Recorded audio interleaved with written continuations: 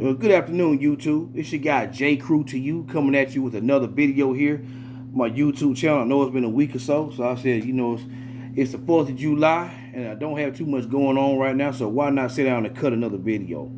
Plan to do probably a few more videos today, because like I said, I don't have too much on my docket to, that I have scheduled for today. So I want to come on and, start doing a series of videos today, just kill the time and let y'all know that I'm still around, still kicking, and I want to bring y'all some heartfelt content. The first video I'm bringing to y'all today is a story that broke maybe a week or so ago in regard to the World Wrestling Entertainment Company's CEO, Mr. Vincent Kennedy McMahon. Some of you guys may have heard about this already, but I know me, I like to wait maybe a week or so and to get more information before I kind of just go in and just start doing my videos. This video is about something that I guess I can say I'm not too surprised about, but I'm more disappointed to hear, because it seems to be a part of corporate culture that just happens, every now and again in terms of when we're hearing about it. So it's almost like it's part of corporate America. If you follow the WWE, you've heard that Vincent Kennedy McMahon, also known as just Vince, has encountered a bit of a controversy recently, and within the last several months, the board of directors, I won't say specifically maybe in April, they discovered where Vince McMahon had conspired to cover up some payments that he had made to a former employee that he was having sexual relations with. Specifically, it was a female employee that began to work with him maybe a year or so ago, and she was initially hired at a $100,000 a year salary, as you can see here on the article.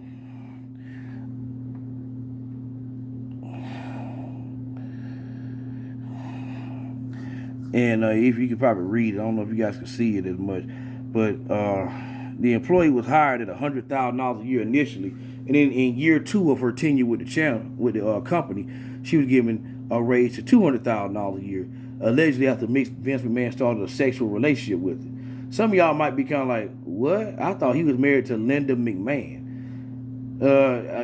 To my knowledge, he was, but I think I've heard different things over the past few weeks where maybe they were separated, and maybe McMahon really didn't have a relationship like they used to, but they still were married for business reasons.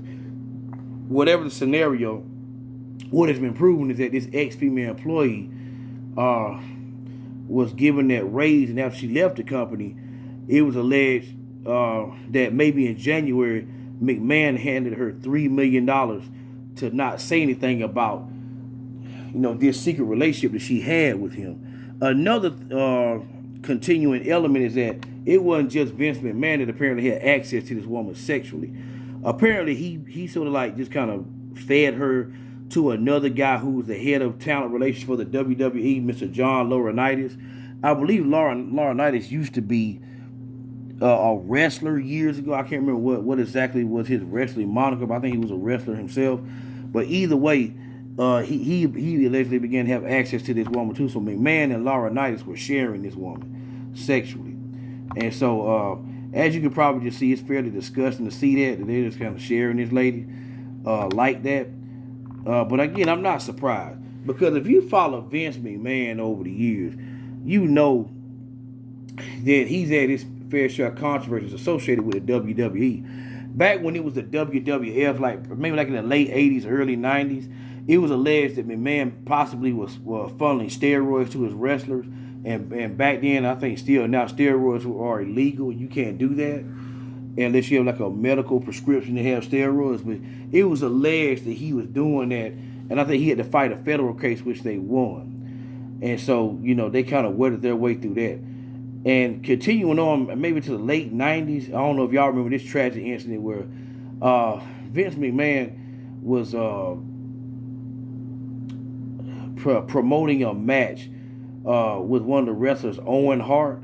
And Owen Hart was supposed to be having this sort of superhero moniker, in which at this particular event, I believe at WrestleMania, it may have been another event, maybe not WrestleMania, but he was supposed to come down from the ceiling of the building like a superhero would do and sort of land on the mat. But tragically, instead of landing on the mat, Owen fell and he was killed. And so, that was another controversy that McMahon sort of had to weather himself through in the late 90s with Owen Hart. And people were sort of blaming him for, why in the world was he even attempting to do something that he probably had no experience in doing? Why did y'all push him to do this stunt? Did Owen like that? Was he with it? And so it was a big controversy over there. Also, ironically, with Owen's older brother, Bret the Hitman Hart, there was a controversy on how Bret left, the WWF. Bret was supposed to be, I guess, sort of like having this match against Shawn Michaels back in the mid-90s. And it was supposed to go a certain way where Bret, I think, was expecting that him and Shawn kind of had a tie during this match at a sort of like a pay-per-view event. But what happened is that I think Shawn Michaels, along with Vince McMahon, conspired to make it appear as though Bret lost the match when he really wasn't expecting that to happen. He was one of the more heroic figures in the WWF and thought he could sort of determine how his character went out. But what happened is that, like I said, Shawn Michaels kind of beat him in a way he didn't expect.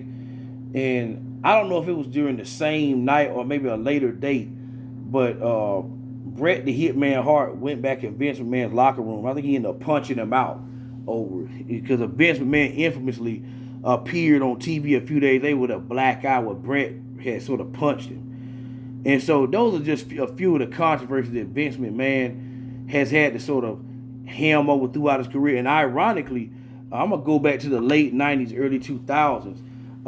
That whole era of wrestling, what is known amongst us wrestling fans as the Attitude Era. That's when wrestling really got kind of racially and got more, it got racy and it got more adult oriented. You would see they were hiring female talent that were meant to be nothing but sex objects when they came to the ring. So, in terms of being valets and being assistants to some of the wrestlers. Some of the more known valets were, actually one was a wrestler. Well, maybe both of these women wrestled. I believe at one time was Stacy Keibler.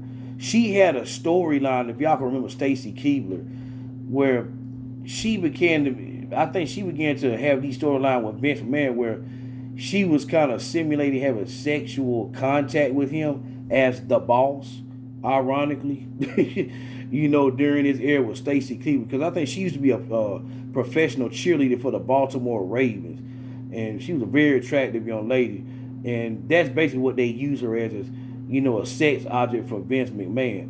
Another lady that they used as a sex object for Vince McMahon, even though she was a wrestler, was Trish Stratus. And Trish Stratus actually was a decent wrestler. I mean, she wasn't the best in the world, but to me, she was decent. She was this Canadian chick who literally wrestled. And I think she was a swimsuit model, but then she got into wrestling. And I think at different times during her tenure with the WWF, now E, she began to sort of simulate having sexual relationships with Vince McMahon. So even from a storyline standpoint, that kind of stuff was simulated by Vince McMahon. So that's why I'm saying I'm not surprised it's going on, because I said that might be a part of their culture for real. Even back then, I was saying that back when I was in grade school, I said that's probably what they're doing, and that's how they're able to come up with that stuff. And so, not surprising, like I said, back to this current story, I think Vince McMahon has stepped down the CEO for right now until this investigation wraps up. And in a very telling statement, he said he's willing to accept whatever they find at the conclusion of their investigation. I thought that was ironic, that he said that, because that sounds like he's already kind of defeated from what I took. So we're going to continue to monitor this storyline with Vince McMahon in terms of what happens with him with his cover-up, with his sexual relationship with this young lady.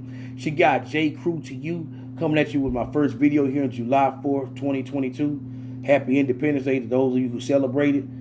Come back at you with a few more videos before the day is over with. If you like the video, hit the like button. If you want to subscribe to the channel. Thank you. Have a good one.